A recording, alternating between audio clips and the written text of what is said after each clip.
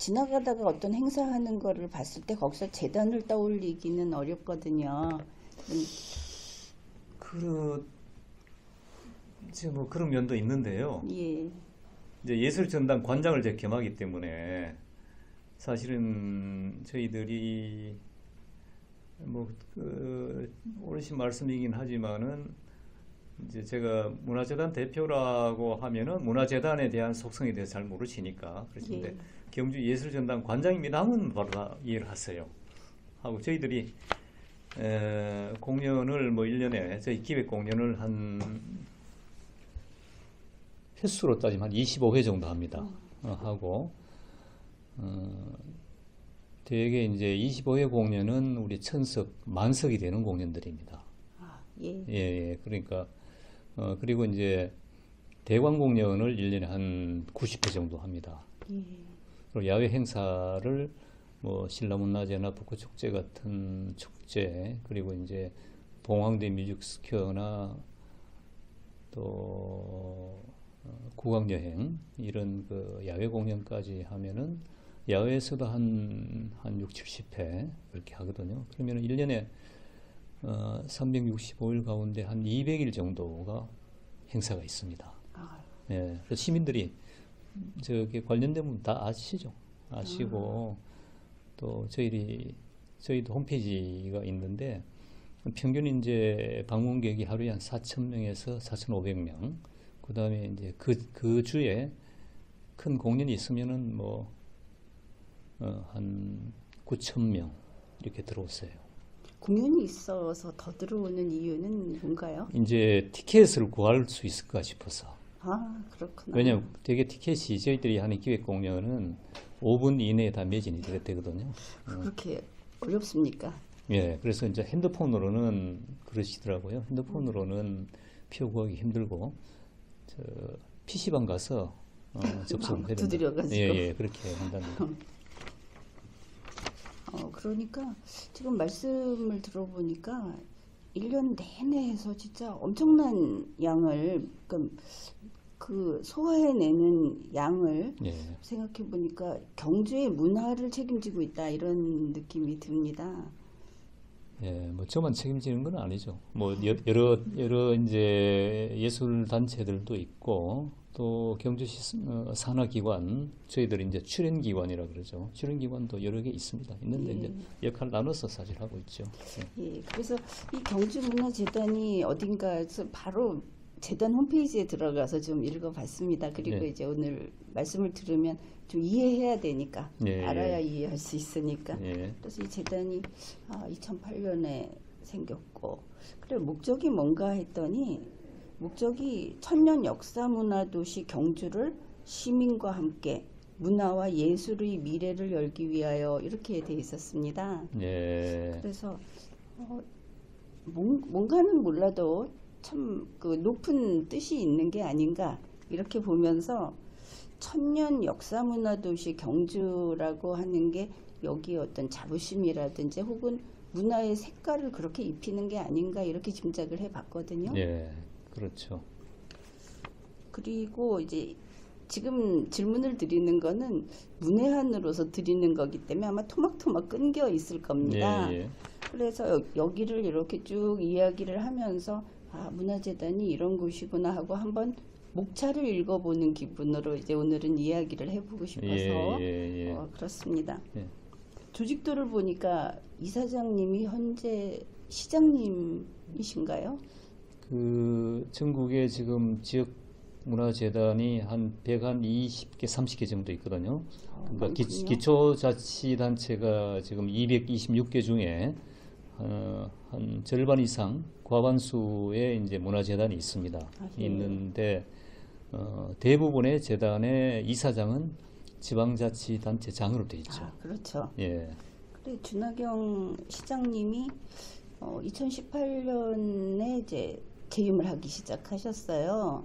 예. 2018년 그 지금 이제 올해 3선 뭐 이렇게 앞두고 계시는데 그 우리 오기현 대표께서 2019년에 여기 오셨더라고요. 예, 3대 대표로. 그렇죠. 예, 그리고 오셨을 때 신문 찾아봤습니다. 그랬더니 SBS 남북교류협력단의 부국장님을 선임했다. 3대 대표로. 예, 예. 예, 이렇게 나와 있었습니다. 예, 예. 그래서 이제 뭐 다 지난 일들은 일반 국민들은 정확하게 기억하고 있지 못하거든요. 예. 그래서 남북교류협력단의 부국장이셨구나 이렇게 이제 물론 PD라는 거는 많이 나와 있었습니다. 예.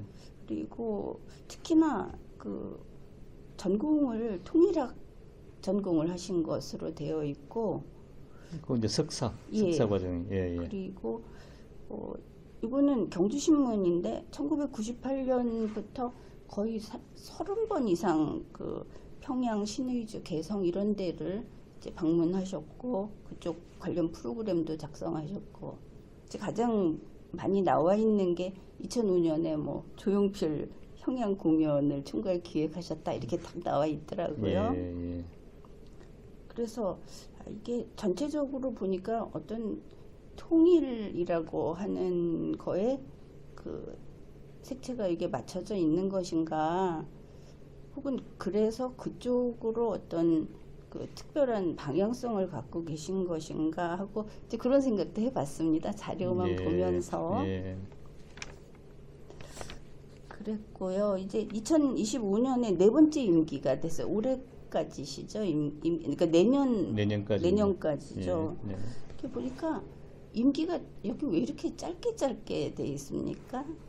그 2년씩 돼 있어갖고. 그거는 뭐 제가 결정한 건 아니고요. 예.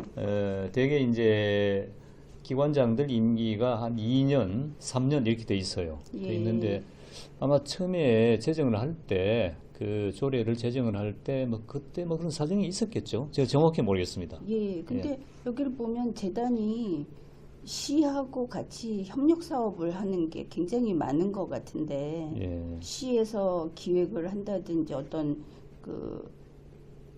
걸 하겠다고 했을 때 보니까 재단하고 연결돼서 재단에서 이 일을 하는 경우도 많고 또 협력도 많이 되고 예산 관계도 있지 않겠습니까? 예. 독자 예산은 아니죠? 그 부분을 제가 지금 대답을 해야 됩니까? 아니면 질문을 하시는 건가요? 예, 그냥 대충 얘기하시면 됩니다. 전문적인 게 그러면요. 아니고. 제가 이제 지금 하신 말씀에 대한 대답을 해드릴게요. 예. 이제 경주문화재단은 논의는 그렇게 진행이 되었는데 출범은 2011년에 했습니다. 2011년 1월 달에. 그러니까 올해 만 이제 15년 됐고요. 예. 여기 이제 경주예술전당은 2010년 11월 달에 개관을 했습니다. 해서 여기도 이제 15년, 이제 16년째 돼가고 있죠. 근데 이거 만들 때 그 BTL 사업이라고 외부 투자를 받아서 건물을 일단 짓고, 예. 그 다음에 이제 소유권은 바로 경주시로 넘어가고, 예.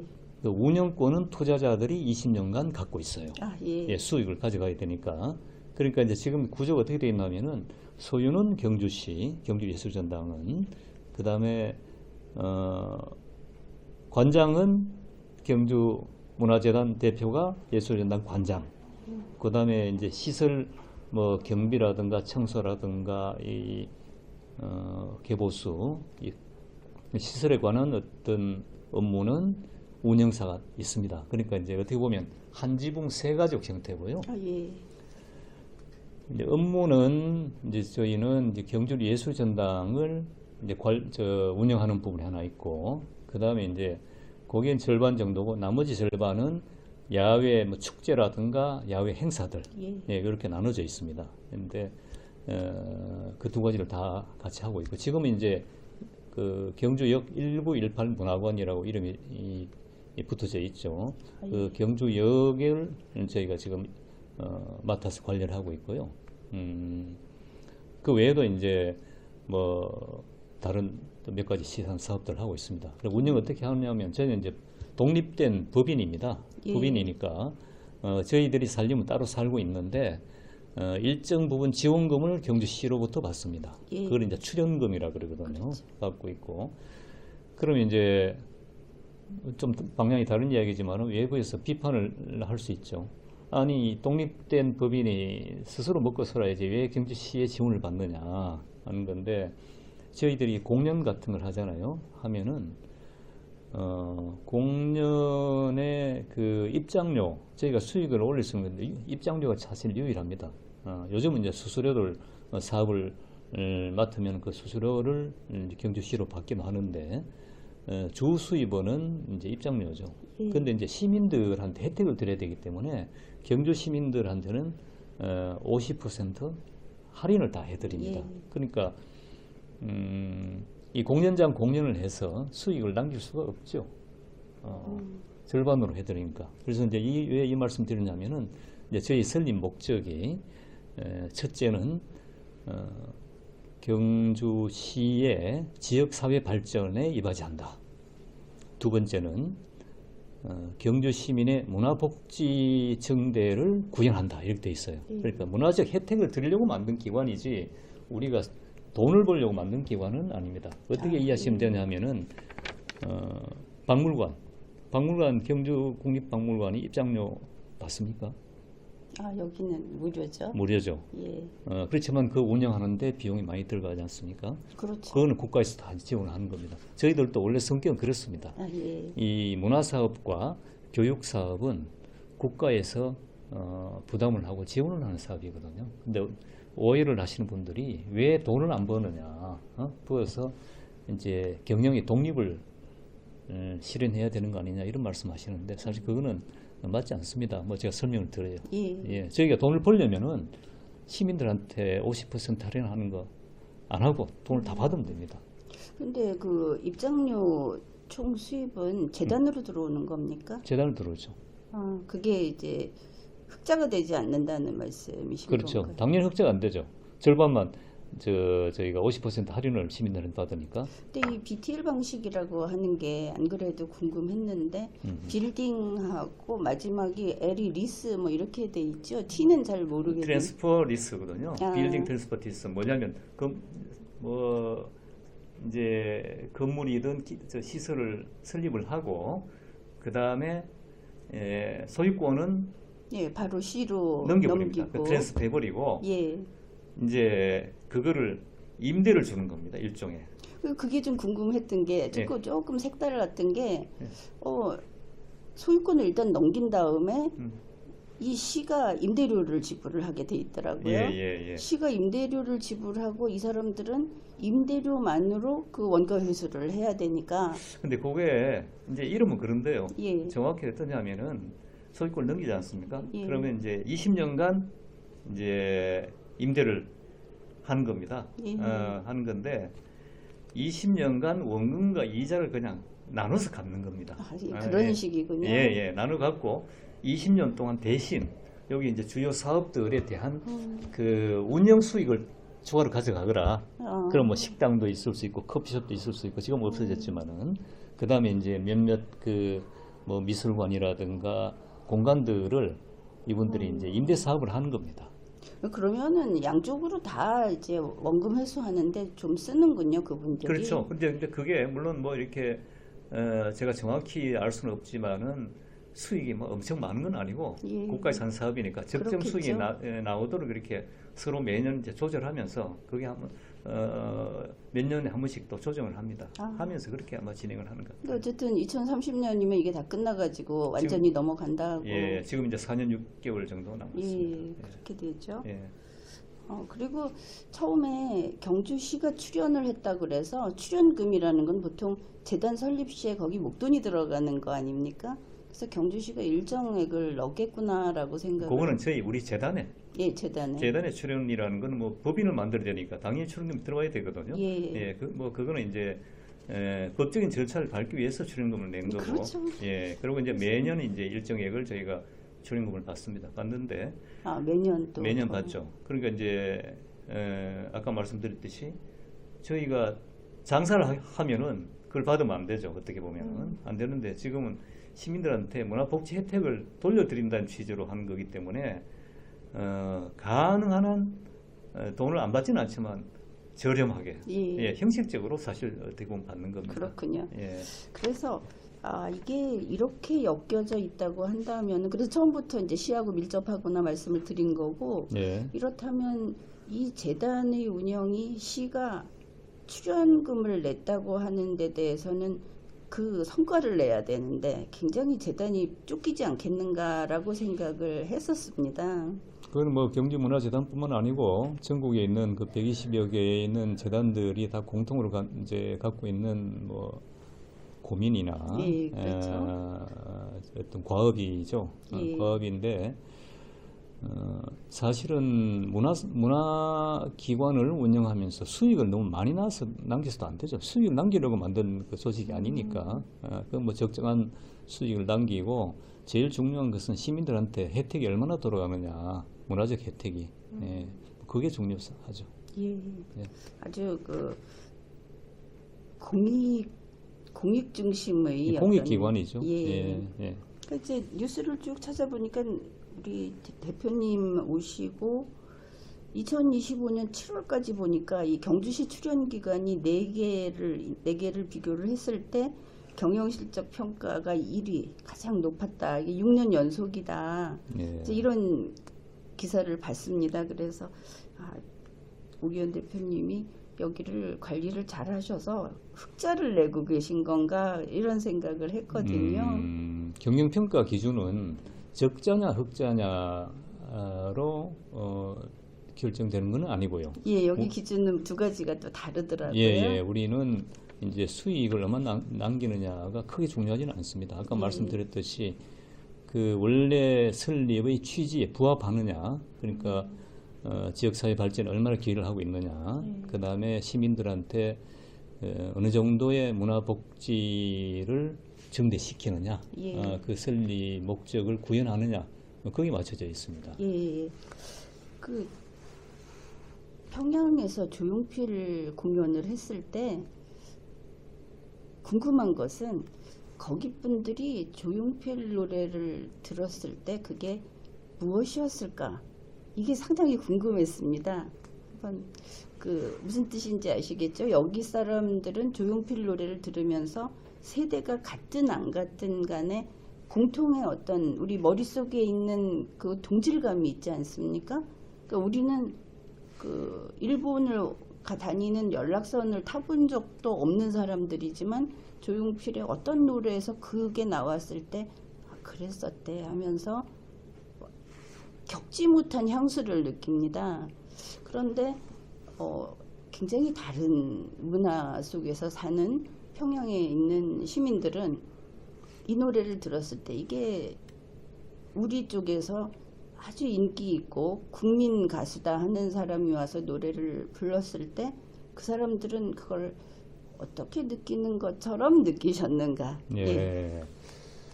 근데 제가 뭐 그 사업을 한 뭐 과정도 얼핏 좀 말씀드려야 될 것 같은데요. 제가 이제 방송사 PD를 했고 원래 시사 교양 PD를 했습니다. 뭐 예능 프로그램도 조금 하긴 했지만은 했고 그래서 이제 뭐 당시에 남북한 간의 뭐 대화가 이제 막 시작될 때고 이제 장벽을 그 허무는데 그 방송사들이 기여를 해야 된다 해서 저희들이 이제 뛰어들었죠. 뛰어들고 그게 이제 가장 좋은 방법이 문화예술 교류가 아니겠는가. 그래서 거기에서 우리가 공감대를 확산시켜 나가는 것이 남북한 그 우리 동포들 사이에 그 어떤 적대의식,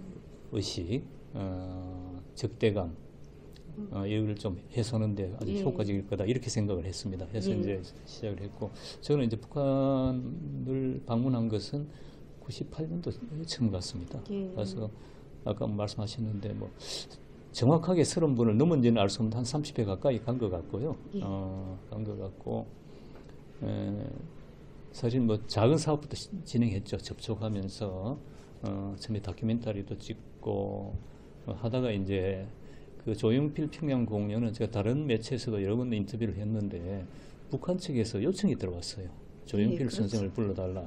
그래서 저희들 좀 의아했죠. 조용필을 북한에서도 잘 어떻게 알고 있지? 어느 정도 알고 있지? 물론 뭐 그 당시에도 왜 그 연변을 통해서 중국 통해서 북한에 이제 우리 그 한류 문화가 전파가 됐다는 것은 소리는 들었는데 왜 하필 조용필일까? 뭐 궁금했습니다. 그때 뭐 어쨌든 조용필은 지금도 그렇지만 그때도 대한민국 최고의 가수였고, 그렇더라도 왜 하필 조용필을 꽉 찍어서 초청을 할까 해서 좀 알아봤죠. 알아보니까 그래서 답이 뭐예요? 북한에는 어떤 그 의사결정, 국가적 사업의 의사결정은 딱 한 군데서 하는 겁니다. 아, 그래 그럴 줄 알았어요. 예. 지도자의 픽이 아니었나요? 예. 한 군데서 하는 거고, 그걸 어떻게 알 수 있었냐면 나중에 이제 그 뭐 현대아산이라든가 다른 기관들이 그 방북에서 그쪽 중앙 기관들하고 이렇게 접촉하면서 이야기를 들었대요. 예. 거기서 이렇게 요청을 했다. 그래서 이제 일이 일사천리로 나갈 것으로 생각을 했는데, 남북한 간의 사업이라는 것은 항상 그렇잖아요. 변수가 너무 많습니다. 정치적인 변수가 막 생기니까 일정을 잡아놨다가 7번 연기를 했습니다. 그래 8번째 성사가 됐어요. 그런데 원래는 2004년 7월에 요청이 들어왔는데 2005년 8월에 그 공연을 하게 됐죠. 됐고, 그래서 이제 저쪽에서는 이제 북한 노래와 민요를 절반 불러달라는 거예요. 그리고 이제 계몽기 가요라 그러는데, 우리가 남북한 간이 이렇게 단절이 되기 전에 북한에서도 우리 그 트롯이나 우리 전통 가요를 많이 불렀잖아요. 그런 노래는 그런 자기들 계몽기 가요라 그럽니다. 자기들 아는 노래, 그걸 절반 이상을 불러달라. 거기서도 지금도 그런 노래를 듣는 모양이죠. 그 알고 있더라고요. 예. 물론 뭐 그게 우리처럼 이렇게 아주 대중적으로 이렇게 애송되고 그렇지는 않은데 알고는 있더라고요. 그래서 그걸 이제 조용필 씨하고 이제 조정을 했죠. 북한 노래를 하고 뭐 자기들 노래를 하고 민요하고 뭐 이렇게 계몽인 가요를 절반 불러달라고 한다니까 조용필 씨가 뭐 이런 제 싫다 그러더라고요. 거기 가서 왜 내가 그런 노래 불러야 되느냐. 어떤 예를 들냐면은 미국의 유명 가수, 대중 가수가 한국 와서 공연할 때 한국 노래를 절반 부르냐? 아니라는 거지. 우리는 그 사람 노래를 듣고 싶어 하지. 뭐 한국 와서 그 사람들한테 한국 노래를 불러주기를 바란다는 것 자체가, 그건 사실 어떻게 보면은 어불성설이고 모순이다. 예. 그 짧은 시간에, 기껏해 2시간인데 내가 내 노래를 다 불러도 시간이 부족한데 뭐 북한 노래 부르고 이러냐, 싫다 그러더라고요. 그래서 북한에다가 전달했죠. 조용필 씨가 그건 거부한다 하니까 뭐 좋다. 그럼 어쨌든 우리 의견을 존중해달라 그랬습니다. 그래서 이제 그 24곡, 5곡 정도 부르는데 조용필 씨가 북한 노래를 2곡을 본인이 이제 찾아서 연습해서 불러줬습니다. 그런데 그 내용도 뭐 정치적인 내용 이런 건 아니고 북한에서 많이 부르는 자장가, 그 다음에 이제 이산가족의 아픔을 이렇게 표현한 게 험난한 풍파 너머 다시 만나리, 뭐 이런 노래가 있습니다. 험난한 풍파 너머 다시 만나리, 이런 노래가 있어요. 예, 그런 이제 어떻게 보면은 우리 정서에 맞는 노래를 2곡 찾아서 불렀습니다. 그렇게 불렀고, 관객이 이제 7,000명이 들어왔어요. 예, 장소를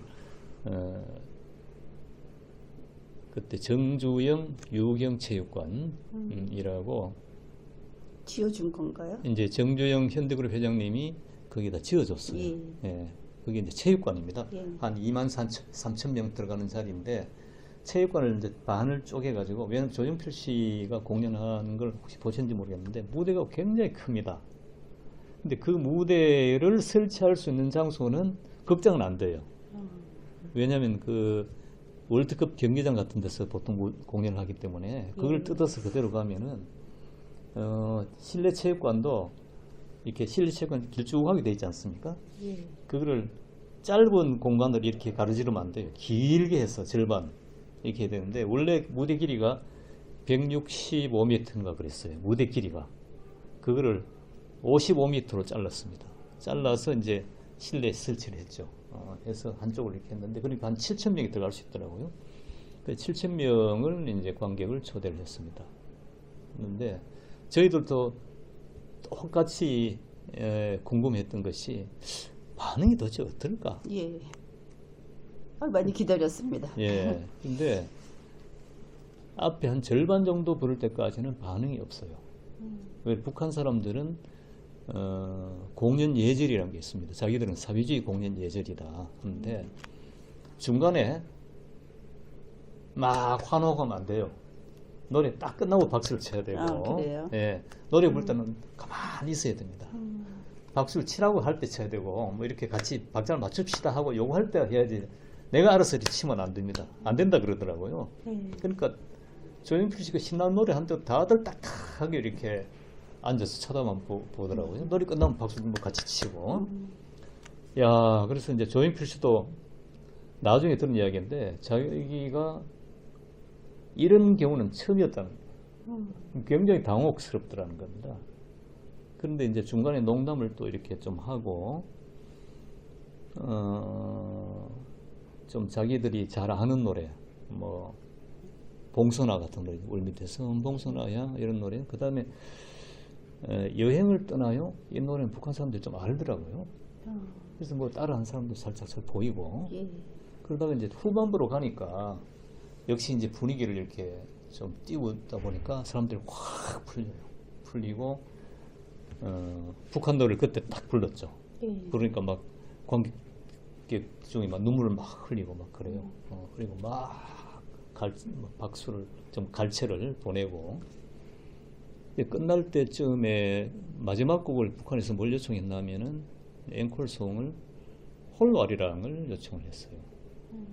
근데 북한에서도 홀와리랑 부르더라고요. 그래서 그걸 부르니까 막 사람들이 막 정말 열광적으로 좋아하고 기립박수 치고 막 그랬습니다.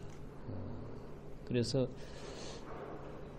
그럼 과연 북한 사람들이 그게 온 사람은 도대체 누구고 이 사람들이 뭘 느끼고 갔을까, 뭘 보고 싶어 했을까 했는데 근데 저희들이 난조 추측입니다. 온 사람들은 대개 이제 우리 치면은 정부 중앙부서의 주요 기관 가족들, 그 직원들이고 동원된 사람들이죠. 교육을 많이 받았고 이런 사람들. 이 사람들이 그렇겠죠. 되게 이제 레벨 높은 사람들이죠. 예. 예. 치즈도 먹어봤고 그 당시에. 모르겠어요. 그건 모르겠는데 이제 그런 분들이 한 3분의 2고 예. 3분의 1은 평양의 문화예술 관련 종사자들. 어차피 여기 관심 있는 사람들. 예, 음대 교수나 음악 대학원생들이나 영화 배우나 가수들 이런 사람이었어요. 그래서 그걸 찍어서 이렇게 이제 한국에 와서 그 탈북자들한테 보였죠. 이분들 압니까? 이 사람은 배우고 이 사람은 가수고 막 그렇게 하더라고요. 예, 그리고 이분들은 아마 우리 치면 주요 정부 기관에 계신 분들입니다. 그랬습니다. 그랬죠. 그리고 또 하나는 그분들이 도대체 우리한테서 원하는 게 뭘까 했는데 그 사람들이 관심 있게 보는 건 노래가 어떻고 뭐 가수가 노래가 어떻게 하고 이 문제보다도 남한을 공개적으로 접촉할 기회가 거의 없으니까 이 공연을 통해서 남한 사회, 대한민국 사회를 보고 싶어 한다는 거예요. 가수들은 노래를 저렇게 하는구나. 무대는 이렇게 꾸미는구나. 그 다음에 우리 스태프들이 뭐 왔다 갔다 하고 하지 않습니까? 스태프들은 이렇게 저렇게 하는구나. 굉장히 신기했겠네요. 그런데 그분들이 우리가 이제 준비하는 과정에서 이렇게 하니까 모든 것을 신기해하는 그런 눈빛이 보였어요. 참 신기해하는구나 이분들이. 네. 그리고 우리가 말을 걸면 굉장히 당혹해하고 당황스럽게 반응을 보이고 그랬습니다. 말씀을 듣고 보니까 결국은 그 우리 대표님이 경험한 평양 사람 이 사람들도 지식인이라고 이야기할 수 있을 것 같습니다. 대체로. 그렇죠. 예, 지식인들이죠. 네, 그리고 대표님도 지식인으로서 그분들을 본 것이죠. 예. 그래서 지식인 대 지식인으로서 그런 어떤 사건이 일어난 겁니다. 그때 펑하고 사건이 일어났는데 지금 우리나라 지금도 경주의 문화를 이렇게 관심을 가지고 책임감을 가지고 하시니까 이제 이런 고민은 하지 않는가. 그 당시에 그들은 물론 소수의 지식인을 모아놓고 우리가 가서 우리 것을 보여줄 수 있었는데, 이거는 전적으로 개인적인 생각이지만 우리 오늘날의 우리 한국인은 지적인 수준이 지식인인가, 대학 졸업장이 있는가가 아니고 인간다운 삶을 내가 살아야 되고 인간으로서의 도리를 나 스스로 지키며 살아야 된다는 그 기준, 이게 없이도 살 수 있는 세상으로 요즘 보이고 있거든요. 그랬을 때 북한이 공산주의 체제라는 걸 떠나서 그들이 대놓고 이제 이 잘 사는 대한민국을 무시할 수 있다고 저는 봅니다. 어떤 면에서냐 하면 양심이라든지 준법의식이라든지 자기들 체제에 대한 자부심이라든지 하는 게 저것들은 볼품없어. 과거에 저 코카콜라에 감염된 것들이라고 비판했던 그때보다 더 내놓고 무시할 수 있는 상황이 우리가 되고 말았다. 우리가 오페라를 보고 그 관현악단의 연주를 듣고 이게 문제가 아니고, 좋은 차를 타고 이게 문제가 아니고, 인간으로서의 고상함은, 그리고 같이 살아가는 사람들에 대한 존중, 이게 과연 우리가 그러니까 거기에 평양 시민이 아니라 돈 없는 북한의 어떤 노동자를 데려다 놓고 봤을 때 우리는 이렇게 성취했다고 말할 수 있는가 라는 생각을 해보거든요. 그러니까 이제 보통 그 북한을 이야기하면 첫째는 못 산다, 그 다음에는 자유가 없다라고 하는데, 못 살고 자유가 없는 걸 떠나서 인간으로서의 우리는 과연 어느 정도에 서 있는가, 이런 거에 대해서 한번. 그 부분은 이제 우리의 뭐 도덕적인 부분, 이런 기준, 이런 부분을 북한하고 관련돼서 하기는 좀 저는 곤란한 것 같고요. 그거는 함부로 이야기를 해서는 저는 안 된다. 굉장히 자칫 잘못하면은 오해를 살 수도 있고 그런 것 같아요. 그래서 그건 조금 제가 이야기하기가 곤란할 것 같습니다. 그렇죠. 예. 사실은 이제 제가 오셨으니까 이제 문화재단 소개를 좀 해드려야 될 것 같았어요. 좀 더. 그런데 이제 문화재단이 이제 경주에 있는 여러 가지 이제 4개 출연 기관 가운데 하나고, 처음에 제가 오니까 제가 7년 전에 왔는데 직원들이 한 20명 정도, 지금 뭐 30명 좀 넘습니다만 됐는데 하는 일에 비해서 처우도 열악하고, 근데 이직자가 상당히 많았어요. 근데 5년 동안 7명이 나갔더라고요. 예. 그러니까 왜 그러냐니까 이제 경상북도에서 맨 먼저 만들어진 그 문화재단입니다. 여기가. 예, 그러니까 이제 다른 데 막 생겨나니까 경력자가 필요할 거 아니에요. 그럼 이제 스카웃을 다 해가는 겁니다. 그랬군요. 근데 이유가 뭐냐? 그 지금도 처우가 나빴어요. 딴 데 비해서. 근데 예를 들어서 뭐 요즘은 그 워라밸이 참 중요하지 않습니까? 그러니까 뭐 업무 강도 높지 않고 월급 많이 주겠다니까 당연히 가는 거죠. 잡을 수가 없죠. 그래서 제가 이제 처음에 와서 몇 가지 목표를 세웠습니다. 직원들 처우 문제 때문에 일단 직원들이 보람을 갖고 열심히 일하고 좋은 직원들이 일을 해야 문화재단이 그 업무의 역량도 좋아지고 시민들도 행복해진다. 이런 생각으로 처음에 그래서 이 직원들이 3분의 1이 이제 소위 말하는 기간제였습니다. 예.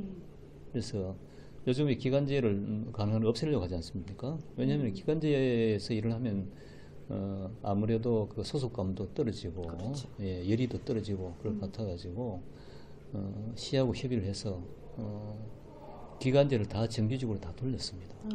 그래서 저희들은 지금 30명 넘는데 흔히 말하는 비정규직이나 기간제가 한 명도 없습니다.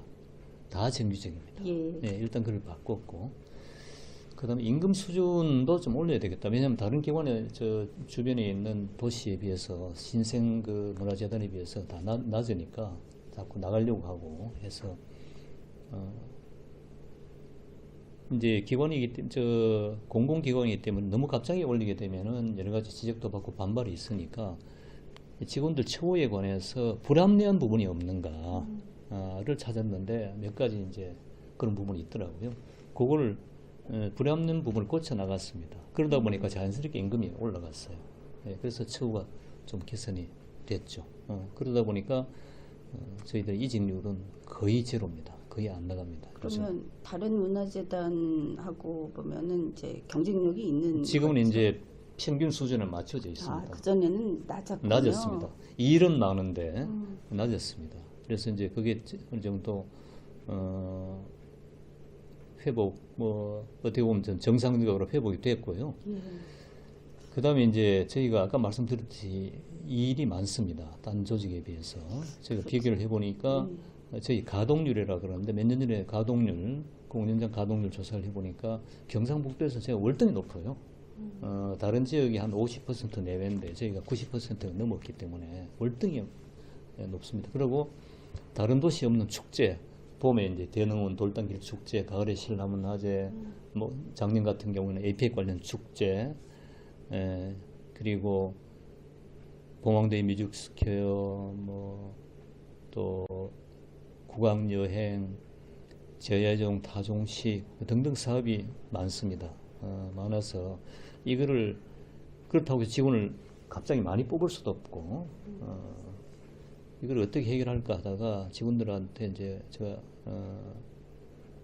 일종의 이제 운영 방침에 대해서 이야기했습니다. 우리는 협업을 해야 된다. 내 일이 뿐만 아니고 다른 사업이 있을 때 시간 나면 반드시 같이 들어가서 도와줘라. 그렇지 않으면 우리가 이 많은 사업도 수행할 수 없다. 그래서 저희들은 철저히 협업을 합니다. 그래서 예를 들어 공연장에 공연한다. 일시에 1000명이 몰려들지 않습니까? 그럼 티켓 이 관리가 굉장히 힘듭니다. 그러면은 저희가 경영팀이나 뭐 축구팀이나 다른 부서에 있던 직원들이 특별한 일 없으면 다 같이 가서 협업을 합니다. 협업. 그리고 아까 말씀드렸듯이 직종 간에 저는 차등을 없애겠다. 그래서 모든 직원들 다 정규직으로 다 돌렸습니다. 돌리고 그 다음에 작은 조직들이 좀 활성화되려면은 다른 부서의 업무를 알아야 됩니다. 큰 조직 같으면요, 뭐 그렇게 아주 전문직들이 다 있어도 큰 문제가 없는데 우리는 작은 조직이기 때문에 그 다른 부서의 업무 이해를 하지 못하면은 이게 조직이 잘 굴러가지 않습니다. 그래서 그 순환근무를 시키겠다. 그래서 뭐 그게 원활히 되지는 않습니다만 저는 가능한 순환근무를 시킵니다. 근데 순환을 하게 되면 전문성은 좀 떨어지지 않습니까? 이제 그런 이야기 보통 하거든요. 예. 하는데 전문성을 유지하면서 다 업무를 이해해야 된다는 겁니다. 왜냐하면 그래야 예를 들어서 일반 직원들 수는 이렇게 많고 위로 이제 경력이 쌓일수록 피라미드 형식으로 이렇게 되지 않습니까? 그렇죠. 갈수록 적지 않습니까? 그러면은 나중에 한 사람이 다른 업무를 다 맡게 됩니다. 어차피 그러려면은 자기 업무만 해서 예를 들어서 공연장에 조명 감독이다, 음향 감독이다, 음향만 해서는요 그 팀장을 할 수가 없습니다. 역량을 키우지 않는 한. 그 경영도 알아야 되고 축제도 알아야 되는 겁니다. 그래서 반드시 순환근무를 지킬 테니까 거기서 거부 반응 거부 반응을 보이서는 안 된다. 왜냐하면 당신들이 앞으로 여기서 간부가 되고 관리자가 되려면은 반드시 사업을 알아야 된다. 그렇게 설득을 해 나갔습니다. 그래서 협조를 잘 받고 뭐 속으로는 어떨지 모르는데 예. 대외적으로는 거기에 대해 크게 거부하는 게 없습니다. 그렇군요. 예. 뭐 아주 진지하게 말씀을 하셔서 조금 그 가벼운 얘기를 하면은 예. 이 재단 홈페이지에 들어가면은 이제 순서가 우리 대표님 인사말이 있고 인사말이 맨 뒤에 있죠. 근데 홈페이지 저희는 PC로 봐가지고 아무튼 예. 인사말을 받고 예. 점심시간 뭐 조직도 이제 이렇게 있는데 네. 지금 말씀드리려는 거는 질문과 답변 부분입니다. 예. 흔히 어떤 조직이든 질문과 답변을 보면 여기에서 어떤 걸 불편해하고 어떻게 해결해 주는지가 아주 단편적으로 확인할 네. 수 있거든요. 예. 이 질문과 답변란을 쓰는 시민들이 전부 비밀글을 쓴 겁니다. 전부 자물쇠가 달려 있어요. 그래서 한번 쭉 찾아봤습니다. 가장 앞에 898번이 있어서 쫙 있고 페이지를 넘기고 해서 13페이지를 넘겨갔습니다. 한 개 빠짐없이 전부 자물쇠가 달려 있습니다. 그래서 이 자물쇠의 뜻을 읽어봤더니 또 설명이 있었어요. 로그인 후 작성한 사용자만 볼 수 있습니다. 이렇게 돼 있습니다. 개인은 몰래 물어보고 싶은 거죠. 그래서 야, 이게 참 묘한 아이러니다. 별것도 아닌데. 예. 이용자 입장에서 보면은 불편하게 돼 있죠. 그러면은 이거는 사실은 개인이 숨기는 거는 내가 물어봤다는 걸 숨기는 것이지 여기서 처리하는 일은 매뉴얼에 따라 처리하는 거란 말입니다. 그래서 뭐 어떨 때는 어떻게 한다 이렇게 하면 좋을 때 이건 뭐 여기서 할 문제는 아닙니다. 이 시민들의 마인드가 숨기고 싶어 하는구나. 하여튼 예, 그런 부분이 있고 그다음에 이제 저희가 로그인을 유도하는 겁니다. 왜냐하면은 그렇게 해서 이제 회원들이 잘 되도록 하고 요즘 이제 이게 익명성 때문에 이런 그 홈페이지를 관리를 하면은 이제 별의별 예, 그렇죠. 글들이 올라오지 않습니까? 홍보성도 글도 그럴 수 올라오고, 있죠. 예, 이제 그런 걸 방지하려고 로그인을 유도하기 위해서 그런 건데, 제 로그인을 하라는 것은 뭐 불편을 드리려고 하는 것이 아니라 글을 쓰시는 분한테도 이제 나름의 어떤 그 책임감을 좀 부여를 하는 겁니다. 그러니까 이게 이 홈페이지 관리하는 분이 해결할 문제도 아니고 예. 시민들의 심리 상태입니다. 지금 예, 보면 그러겠죠. 다른 뭐 때문인지는 모르겠는데 무조건 숨기는 거죠. 근데 요즘은요, 그 프라이버시, 개인의 그 비밀 보장에 대한 기준이 워낙 엄격합니다. 예를 들어서 이제 잘 모르는 분들 기관에서 우리가 관리하고 있는 우리 홈페이지의 회원들 주소를 좀 달라 그래요. 왜 그렇습니까 하면은 이제 경주에서는 다른 어떤 사업들을 이제 메일 같은 주소를 가지고 좀 이렇게 홍보를 하겠다.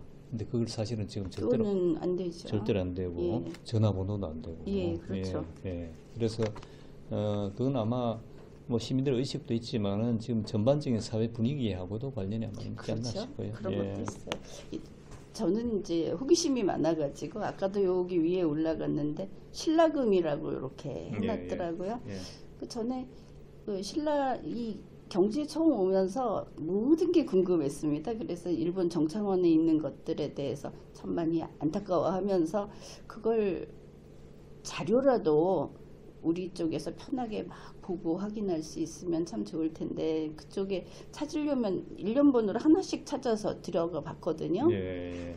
근데 여기 신라금이라고 있어서 밑에 버튼이 소리 들어보기 해서 이렇게 눌러봤습니다. 그랬더니 한 번, 두 번 눌렀는데 소리가 안 났어요. 세 번 누르면 났을까요? 고장 나 있습니까? 그건 저는 모르죠. 그냥 예, 눌렀는데 안 났습니다. 그렇구나. 예, 그건 한번 좀 확인을 하겠습니다. 그리고 이제 그 다음으로 2026년 주요 업무 계획 그래서 우리 재단에서 무슨 일을 하는 것일까 해서 이제 읽어봤거든요. 예. 그랬더니 올해 신라 금속공예관 개관 이게 이제 그 업무 계획에 들어있더라고요. 네. 2027년 4월에 예정이 돼 있다 했는데 이제 그 내용은 자세한 거는 어려워서 잘 모르겠고요. 이거 사업비 근데 많이 드는 겁니까?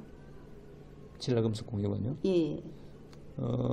이제 건물은 벌써 이제 오래전에 지었고요. 예. 지었고 지금은 그 APEC 사업 추진단이 임시 사무실로 쓰고 있어요.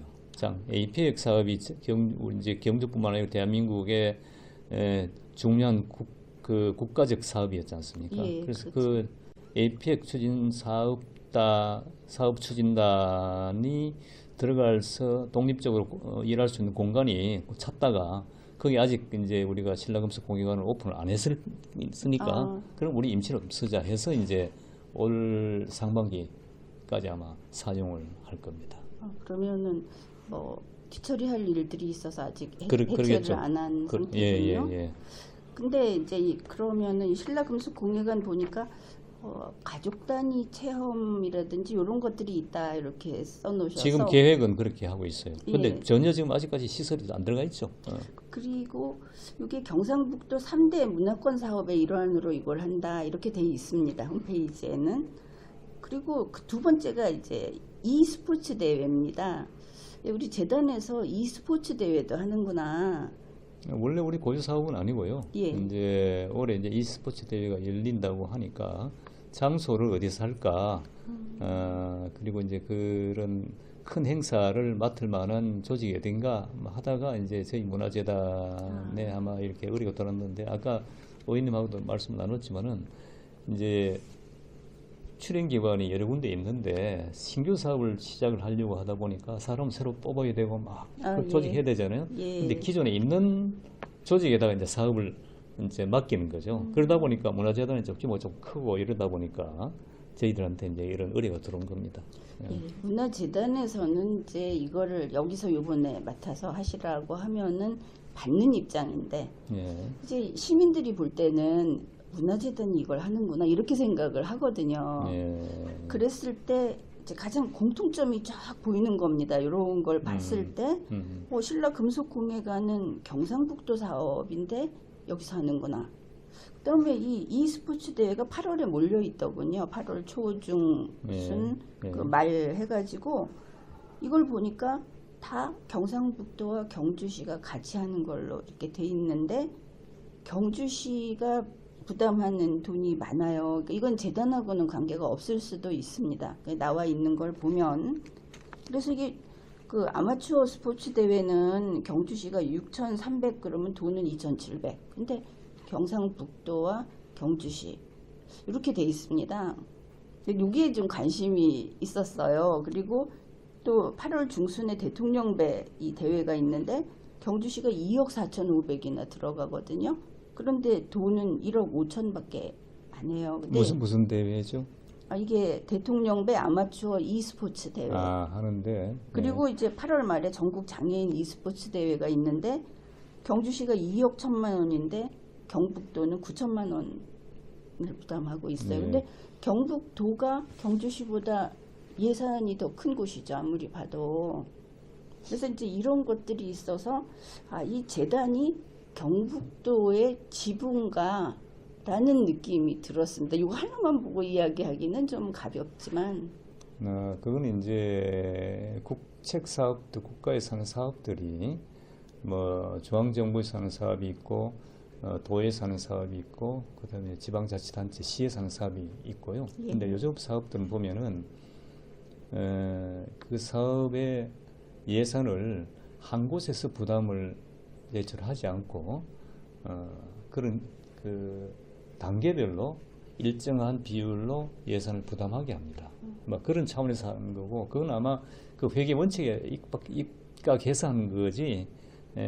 거기 뭐 특별히 문제점이 있고 뭐 그렇지는 않을 겁니다. 그렇게 했겠죠. 예. 그런데 이게 경주시가 이렇게 큼직큼직한 그 사업비가 드는 사업을 많이 했을 때 우리 시민이 봤을 때는 우리 이것도 생긴데 이것도 한대 해서 좋지만 좀 따져보면은 이거 우리가 많이 하고 있지 않는가 이제 그런 느낌을 받았고요. 예, 거기는 아마 적정 비율이 뭐 중앙정부에서 부담을 많이 하는 사업도 있고 이제 중앙정부에서 적게 하고 지자체가 많이 부담하는 사업도 있고 그건 아마 제가 정확히는 모르는데 저희들은 뭐 그런 사업비가 내려오면은 그걸 받아서 하는 거지. 그렇죠. 요 돈은 중앙정부에서 주는 돈이다. 요 도에서 주는 돈이다. 요 부분은 경주시에서 주는 돈이다고 생각을 할 수가 없죠. 돈이라는 것은 일단 그렇죠. 서로 이제 같이 모아놓으면 뒤섞여 버리는 거니까. 그렇죠. 예. 재단의 업무라는 게 이제 그렇게 되는 걸 이해하겠고요.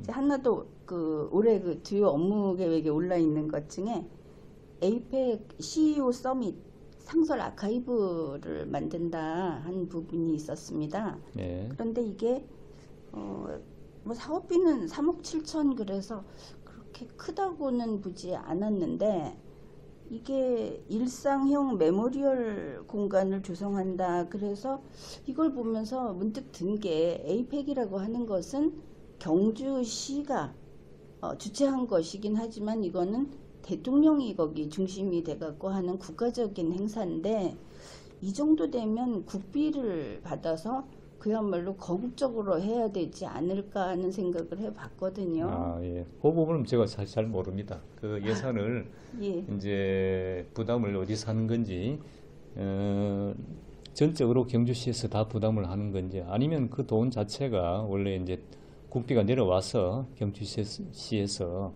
그걸 나누어서 이렇게 사업마다 나누어서 안배를 해서 하는 예산인지 그걸 저는 잘 예. 모르겠습니다. 예. 그 다음에 이제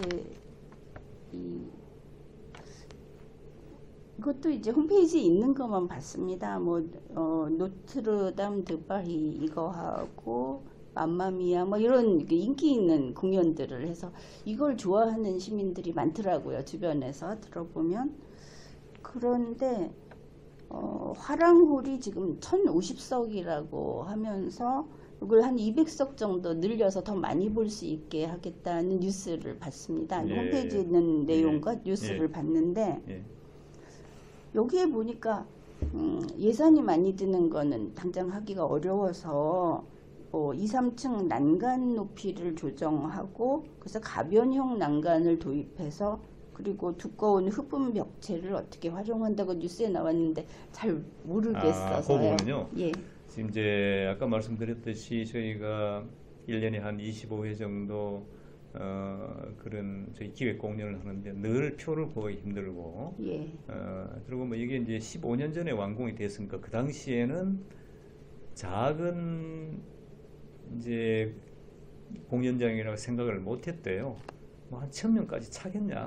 오히려 그런 그 염려를 했다는 거예요. 근데 이제 하다 보니까 요즘 공연에 대한 관심이 높아지고 늘 이제 공연 그 좌석이 부족합니다. 부족해서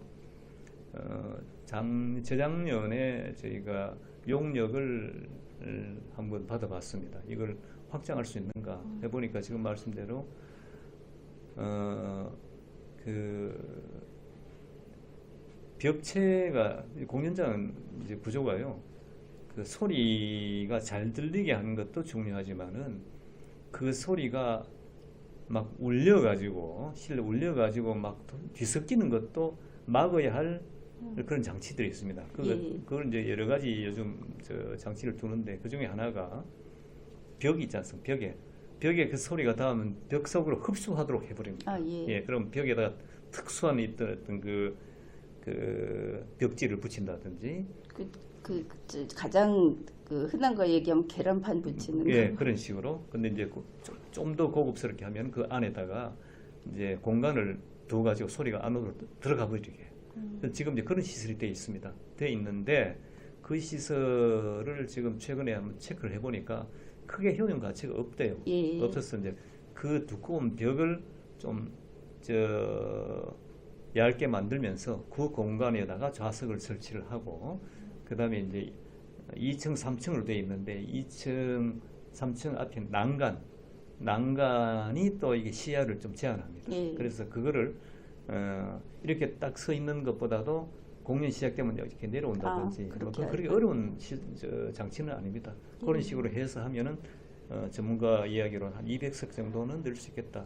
해서 이제 그렇게 추진해 보자고 하는데 그 이제 예산도 많이 들지만은 그렇게 하려면 공사 기간이 좀 걸리지 않습니까? 예. 그래서 이제 지금 당장은 할 수는 없고 수년 정도 우리가 기간을 잡아가지고 준비를 해보자 하는 그런 이야기입니다. 그게 예산이 충분하면 다른 방식으로 더 낫게 할 수도 있는 건가요? 그렇지는 않습니다. 이게 그렇군요. 물리적으로는 예, 어차피 그 최소한의 어떤 그 작업 기간이 필요하기 때문에. 예. 네. 예.